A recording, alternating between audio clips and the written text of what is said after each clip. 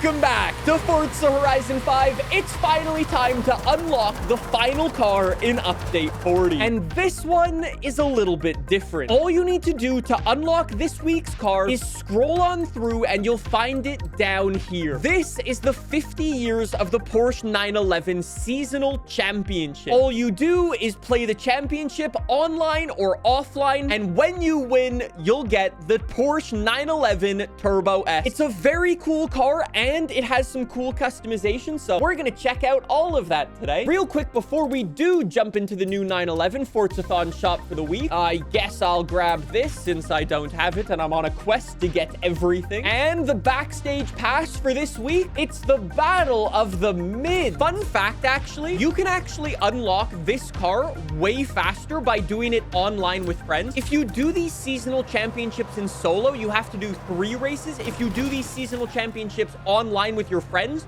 you only have to do 2 races. 9 minutes later, we are already done. And just like that, boys, the 911 Turbo S has been unlocked. What in the Forza is that? This wouldn't be an AR12 video without any fun facts about the brand new, or well, almost brand new Turbo S. Right out of the gate, this is the top trim. Well, I guess technically not the top trim. This is one of the top trims Porsche 911s. This is the fastest Porsche 911 ever made. Fastest 0 to 60, I should say. It does 0 to 60 in 2.1 seconds. It has a top speed of over 200 miles an hour. And it does all of that while looking super composed and so normal, I guess you can say. I don't know how many of you guys have cars with like special modes that you can adjust. My Mustang has a wet weather mode in it. And when you put the car into wet weather mode, it basically like adjusts the stability control, the pedal responsiveness, and so on, right? This car has a very unique wet mode. Hidden away in the wheel wells are sensors that detect water and wetness. And when the car detects wetness, it will automatically go into wet weather mode. Basically, what I'm saying is don't drive it to Nathan's mum. Slippery when wet. Actually, this car is the opposite. This car is the opposite of slippery when wet. It's actually grippy when wet. We're just, like I said, this car actually has some body kit. It has the Brabus body kit, which gives it all of this cool carbon fiber around it. It adds a Brabus badge onto the front, and it has a Maxton design front lip. Someone says the customization just put me in wet mode. So I'm gonna go for this Maxton design front bumper because it looks lovely. It's also aero adjustable, which is really, really nice. We've got the same thing for the rear wings. Brabus rear wing.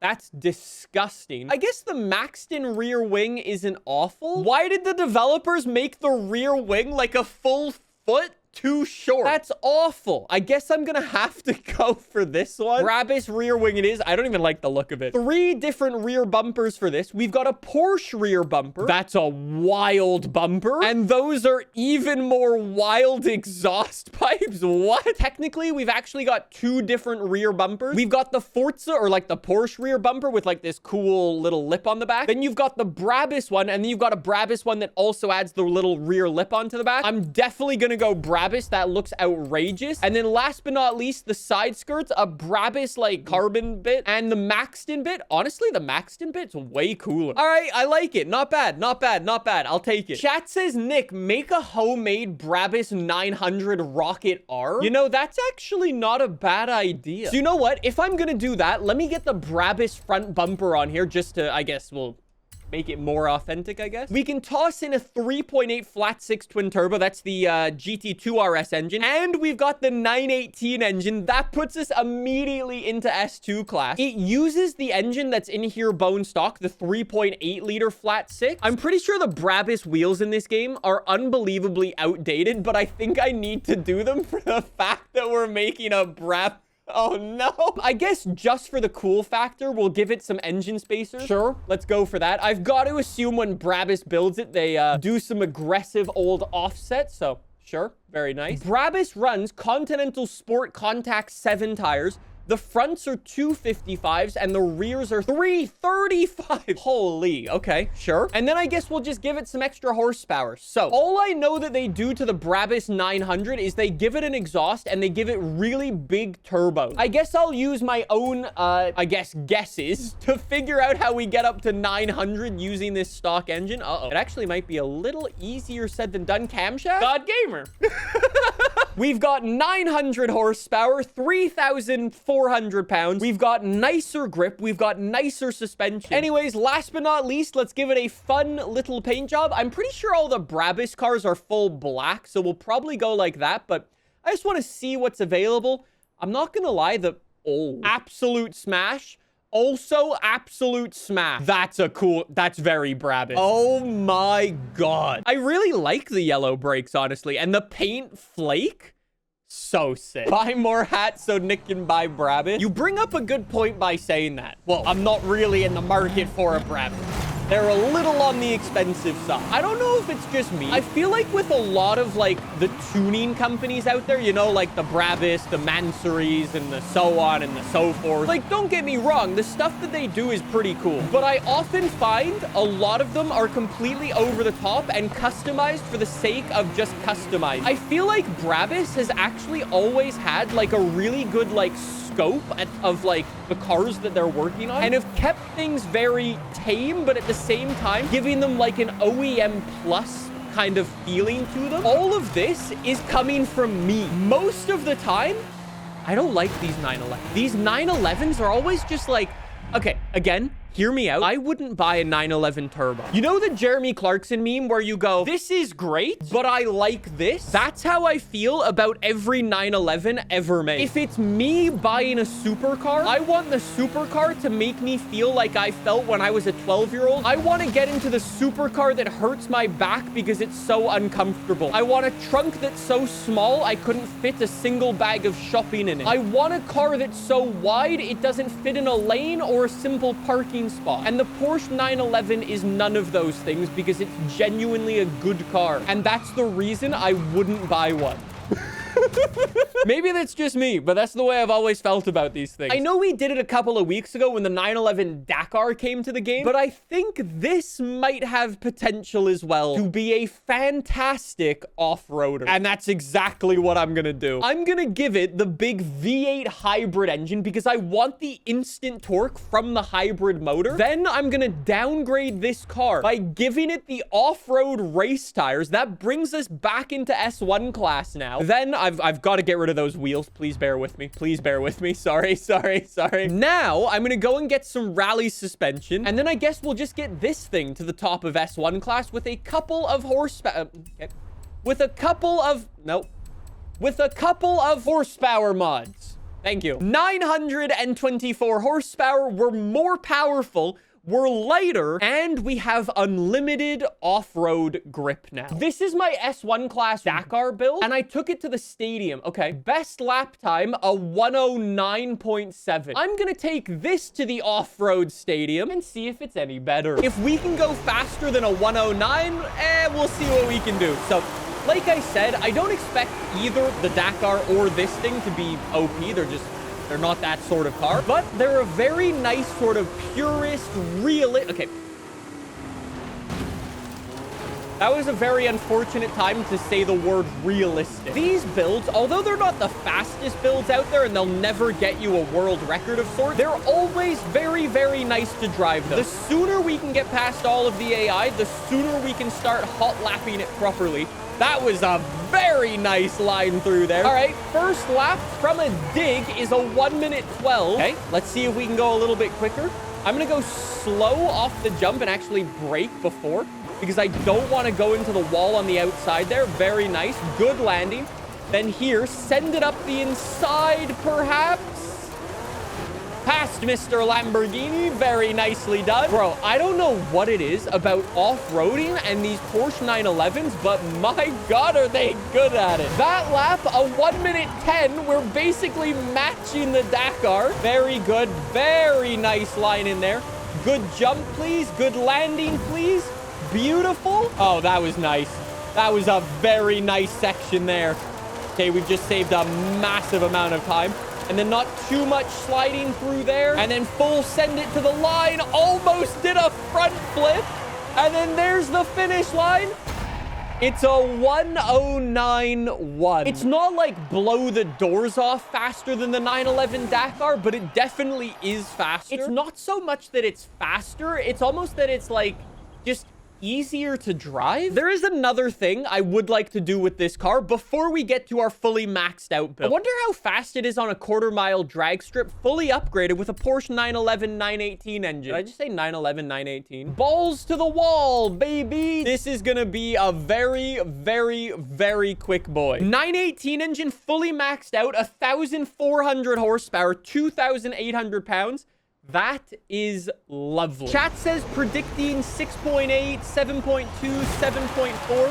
I think anywhere around there would be decent. It actually gets a lot of wheel spin off the line considering the absurdly grippy drag tires and super thick tires it's on. 7.4. I'm going to try the smallest amount of throttle control just to see if we can get a little bit less wheel spin off the line. I might also shift up to second a little sooner. Yes. Yes.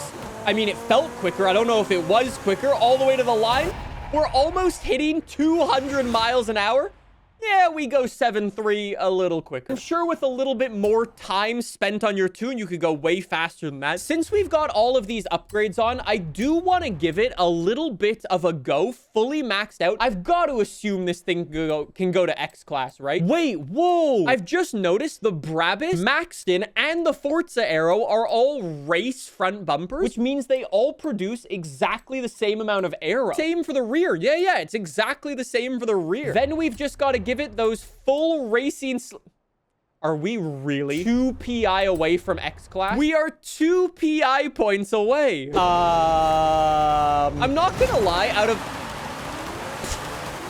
all of the things I was expecting to race today, that was not on my bingo card. Anyways, let's just send it, see what this thing can do. I'm very happy I gave it a bunch of downforce upgrades now. Even with the maxed-in rear wing, the arrow still works. That's really cool. Okay, I'm trying to go slow to get it to come up. Ah, more traffic. The traffic, I swear, is kamikaze. Here, watch the rear wing go down. There's the rear wing go down. And then rear wing go up. Very cool. Okay, I should probably stop looking at the rear wing and start looking where I'm going. Yeah, I think if it had some more like chassis downforce, kind of like a GT3 of sorts, it would have been a little bit nicer to drive all fully maxed out like this. It's not a bad car. It's just a bit of a handful, but... All right, boys, it's time for our final build. We're going drifting. Things went really well for the 911 GT3R when we drove that all-wheel drive last time, and I was super impressed with it. This thing is all-wheel drive bone stock. We actually haven't driven this thing rear-wheel drive yet, so let's keep it all-wheel drive. And hey, maybe we can take down a personal best. We'll see. I might as well remove the 918 engine. I'll throw the normal GT2 RS engine in here, and we'll get the cams and the exhaust and the big twin turbo up. Since this thing is all-wheel drive, we're gonna want a long, flowy drift zone. This one's quite long and flowy. 253 is the personal best. What was I driving? I was driving a 296. Okay, that was a good drift car. I mean, I don't know if we'll take that down. Let's see. It's such a nice car. It's just... I like it. Anyways, let's see if we can actually slide it through. Immediately, we might need a little bit more camber for this thing because it feels slightly straight lined bias, which not exactly gonna help for the old sideways stuff, but look at how stable it is. That's crazy. Bro, how is it that smooth? How is it that smooth? A third gear through that entire thing? Whoa. Whoa, this is crazy. Whoa, boys, we might actually be able to get very close to a new PB. We were like 12,000 points off. I need to try again. Less tire pressure, or I get more tire pressure, technically. Let's crank it pretty high and then turn this up a bit more and this up a bit more. Yeah, let's see if that works. We need a nice early snap into the corner, then run it all the way outside, run that outside line. Beautiful. Then same thing here. Run that outside line. Try to go for a bit more angle where possible. Good. Good. Hold this all in one. All in one here. The corner will come to you. The corner will come to you. Good. Come on. Big angle. Big angle. Come on.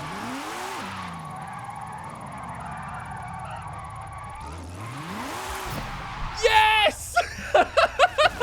That has gotta be the worst finished drift zone I've ever seen. I have no idea why these 911s are such amazing drift cars, but there's something about them that makes them so easy to go drifting with. Next week is officially the brand new season, the holiday mix-up. We're getting new cars. Make your predictions what you think is coming. Maybe the developers will give us the Christmas gift, Mustang GTD.